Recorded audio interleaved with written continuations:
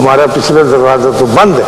اب تو ہم آگے کی طرف چلیں گے، اور تو ہمارے پاس کوئی رستہ ہے ہی نہیں، اور ہم کبھی بھی مایوس نہیں ہوں گے، اس لیے کہ اللہ نے بھی حکم دے دیا کہ مایوس نہیں ہونا۔ حالات مشکل ہوں گے، تکلیفیں آئیں گی، بہت چیخیں نکلیں گی، بہت تکلیفیں ہر طرح کی آئیں گی، لیکن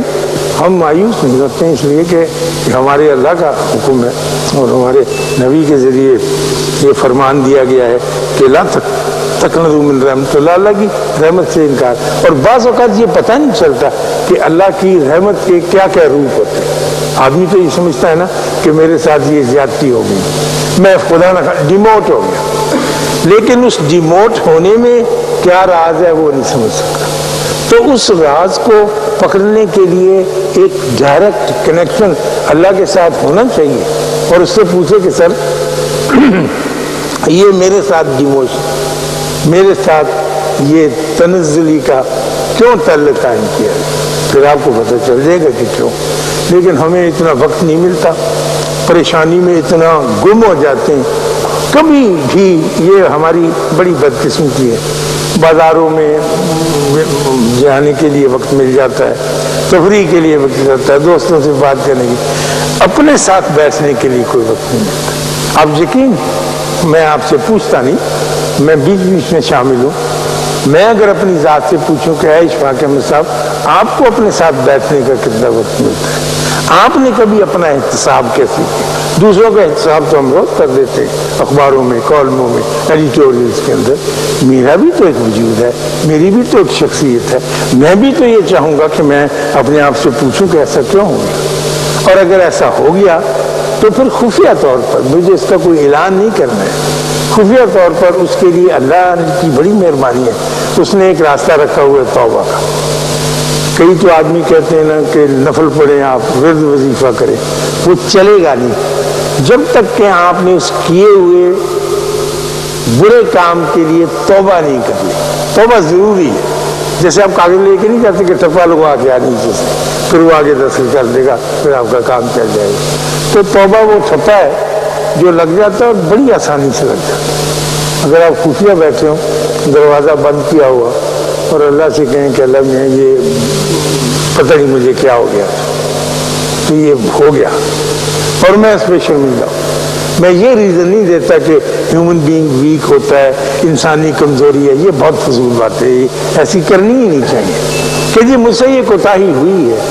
اور میں اس کی معافی چاہتا ہوں آپ سے، اور میں کسی کو بتا نہیں سکتا اس لیے کہ میں ایک کمزور انسان ہوں، کیوں بتاؤں؟ تو وہاں سے معافی مل جائے، پھر زندگی کا پھر راستہ ایک نیا بڑا شاندار، بڑا کامیاب چل نکلتا ہے۔ لیکن اگر آپ اپنے ماضی کو ہی اٹھائے پھریں گے، اس کی فائلیں ہی لیے پھریں گے، اور یہی رونا روتے رہیں گے کہ میرے ابا جی نے کیا کیا، دوسری شادی کر لی تھی فرض کیجیے انہوں نے، یا میرے ساتھ سختی کرتے رہے،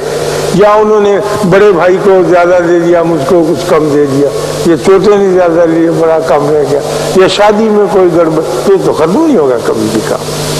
پھر تو آپ وہیں کھڑے رہ جائیں گے دہلیز کے اوپر، نہ دروازہ کھولنے دیں گے نہ بند کرنے دیں گے، جگہ میں پھنسے ہوئے رہیں گے۔ لیکن آپ کو تو shut the door behind you کر کے زندگی کو آگے، آپ اس کو تجربہ کر کے دیکھیے ایک مرتبہ کہ آپ نے اس بات کے سن چکنے کے بعد، جو میری نہیں ہے، میری لینڈ لیڈی، میری درجن کی بات ہے، جو بہت اعلیٰ درجے کی صلاحی کرتی تھی اور ان کا بڑا نام تھا روم میں،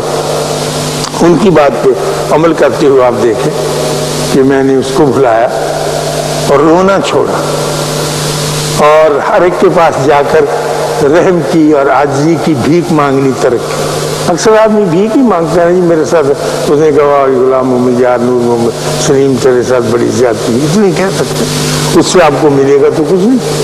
صرف دو لفظ ہیں جو آپ اس سے حاصل کر لیں گے اور سمجھیں گے کہ جناب میں نے بہت کچھ سر کر لیا، کلا آپ کا بدستور موجود رہے گا جسے سر کرنا ہے۔ تو اگر آپ کبھی بھی اتنی تقویت کہیں سے حاصل کر لیں کہ آپ بیٹھ جائیں اور تہیہ کر لیں کہ یہ ساری مشکلات، یہ سارے بل، یہ ساری یوٹیلٹی کے جو اتنے خوفناک، یہ تو آتے ہی رہیں گے، اور یہ تکلیف ساتھ ہے ہی ہے، اور بچے بھی بیمار ہوں گے، بیوی بھی بیمار ہوگی، خاوند کی بھی تکلیف ہوگی، جسمانی عارضے بھی آئیں گے اور روحانی بھی اور نفسیاتی بھی۔ ان سب کے ہوتے ہوئے میں اتنا سا وقت نکال کے، جو اکثر کہا کرتا ہوں کہ مغرب کا وقت بڑا بہتر ہوتا ہے، یوں تو سارے وقت اللہ کے ہیں، لیکن اس وقت ذرا آدمی آسانی کے ساتھ دو وقت ملتے ہیں نا تو ذرا بہت آسانیاں ہو جاتی۔ اس وقت بیٹھ کے ضرور اپنی ذات کے ساتھ کچھ گفتگو، اور جب وہ گفتگو ہو چکے تو خفیہ طور پر دروازہ اندر سے چٹکنی لگی ہوئی ہے آپ، پھر وہی گفتگو اپنے اللہ سے کسی بھی زبان میں۔ آپ حیران ہوں گے، اللہ ساری زبانیں سمجھتا ہے۔ انگریزی میں بات کریں، اللہ بہت اچھی طرح سے انگریزی جانتا ہے، اردو، پنجابی، سندھی، کسی میں بھی بات کریں، آپ خود سے بات کریں اور آپ کا اس کے ساتھ رابطہ یقیناً قائم اور تقویت آدمی پکڑتا چلتا ہے، بجائے اس کے کہ آپ مجھ سے آگے پوچھیں اشفاق صاحب ہمیں کوئی بابا بتائیں، ہم جا کے اس کا ٹینٹوا دعائیں بابے کا کہ میرا کام کر کے دو۔ ایسے نہیں ہے، آپ خود بابا ہیں۔ میں بار بار آپ کو یقین دلاتا ہوں، آپ نے اپنی طاقت کو جانا ہی نہیں، پہچانا ہی نہیں۔ وہ ہمارے یوگی کہا کرتے ہیں کہ ہاتھی کی طاقت جو ہے وہ سارے جانوروں سے زیادہ ہے، لیکن چونکہ اس کی آنکھیں چھوٹی ہوتی ہیں اس نے اپنے وجود کو پہچانا ہی نہیں۔ ہاتھی جانتا ہی نہیں میں کتنا بڑا ہوں، چھوٹی چھوٹی آنکھیں ہوتی ہیں۔ تو اس طرح سے ہم سب کی آنکھیں بھی اپنے اعتبار سے چھوٹی ہیں، اور ہم نے اپنی طاقت کو، اپنی صلاحیت کو جانا۔ اللہ میاں نے تو انسان کو بہت عرفہ اور اعلیٰ بنا کر اور مسجود ملائک یعنی فرشتوں کو سجدہ کرنے کے لیے آرڈر دے دیا۔ پھر یہ بات تو یاد رکھنے کی ہے کہ اب جتنی بھی مخلوق نے انسان کو سجدہ کیا تھا وہ اب تک انسان کے ساتھ ویسا ہی نباہ کر رہی ہے، یعنی شجر، حجر، نباتات، جمادات، فرشتے وہ انسان کا احترام کر رہے ہیں، انسان سے احترام نہیں ہوتا۔ آپ کو پتہ ہے کہ یہ جو درختوں نے انسان کو سجدہ کیا، پتھروں نے کیا، بہتی ہوئی ندیوں نے کیا۔ اس وقت میں بار بار کہا کرتا ہوں کہ اب جب ہم یہاں بیٹھے ہیں تو اس وقت کروڑوں ٹن برف جو ہے ہمارے پہاڑ کیچو کے اوپر پڑی ہوئی، وہ اس وقت آواز پکار کے سورج کی منتیں کر رہی ہے کہ ذرا ادھر کرنے زیادہ ڈالنا، پانی ہے نہیں جناب میں بالکل سوکھ گیا، تو میں نے پانی پہنچانا ہے، اور نو انسان کو پینے کے لیے پانی چاہیے۔ اپنا آپ پگھلاتی ہے برف، تڑپتی ہوئی آتی ہے اور آپ کو پانی دے کے جاتی۔ سوئی گیس جو بالکل ڈیڈ چیز ہے، زمین کے اندر موجود ہے، صبح کے وقت سوئی گیس اگر آپ غور سے اس کی آواز سنیں اور آپ یہاں تک پہنچ جائیں کہ آپ کو یہ آوازیں آنے لگیں تو چیخے مار مار کر کہہ رہی ہوتی ہے نیچے والی سوئی گیس سے، نکڑیو چھتی کرو، گیس کو کہتی باہر نکلو، جلدی کرو، تم تو ابھی ہار سنگار کر رہی ہو، بچوں نے اسکول جانا ہے، ناشتہ دینا ہے، لوگوں نے دفتر جانا ہے، چلو اپنا آپ قربان کرو ناشتہ۔ تو وہ کہتی ہے ماسی ہم نکل تو رہی ہیں اب 2 منٹ، انہوں نے کہا نہیں جلدی نکلو جلدی، اور وہ اپنا آپ قربان ہو کے جل بل کے آپ کا ناشتہ، آپ کی روٹی حالی تیار کر لی، کیونکہ سوئی گیس نے ایک دفعہ سجدہ کیا ہوا ہے۔ ساری چیزیں آپ کو پتہ ہے کہ یہ جو ہے آم لے لیں، کوئی پیڑ سیب اعلیٰ درجے کا ہمارا ناردرن ایریا میں یہ قربان ہو رہا ہے۔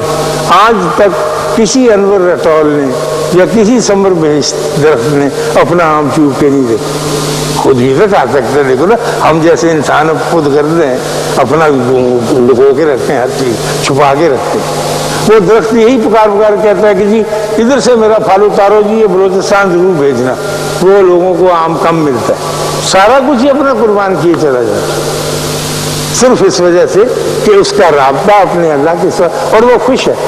اور آج تک کسی درخت نے یہ نہیں کہا کہ ہماری بھی کوئی زندگی ہے جی، جب سے گڑے ہوئے ہیں وہیں کھڑے ہیں، نہ کبھی اکاڑے گئے، نہ ہم نے دیکھا ملتان سے آگے نکلے ہی نہیں، یہ تو فضول زندگی ہے۔ میرا پوتا کہتا ہے دادا بہت ممکن ہے کہ وہ بیچارہ ہماری طرح سے روتا ہو، اخبار کیونکہ نہیں چھاپتا تو اخبار پریشان ہوتا ہوگا درخت۔ میں نے کہا نہیں پریشان نہیں ہوتا، وہ خوش ہے، ہوا میں جھومتا ہے۔ کہیں گے آپ کو کیسے پتا خوش ہے؟ میں کہا وہ خوش اس لیے کہ ہم کو پھل دیتا ہے، جو ناراض ہوگا وہ پھل نہیں ہے۔ تو میں اگر اپنے گریبان میں منہ ڈال کے دیکھوں، میں جو اشفاق احمد ہوں تو میں پھل نہیں دیتا کسی۔ میرے سارے دوست، ساری مخلوق، سارے آدمی میرے قریب سے گزر جاتے ہیں، نہ میں انور رٹول بن سکا، نہ سمر بہشت بن سکا، نہ میں سوئی گیس بن سکا، نہ میں بہتا ہوا پانی بن سکا، یہ ساری چیزیں لیتی چلی جاتی۔ اللہ آپ کو آسانیاں عطا فرمائے اور آسانیاں تقسیم کرنے کا شرف عطا فرمائے۔ اللہ حافظ۔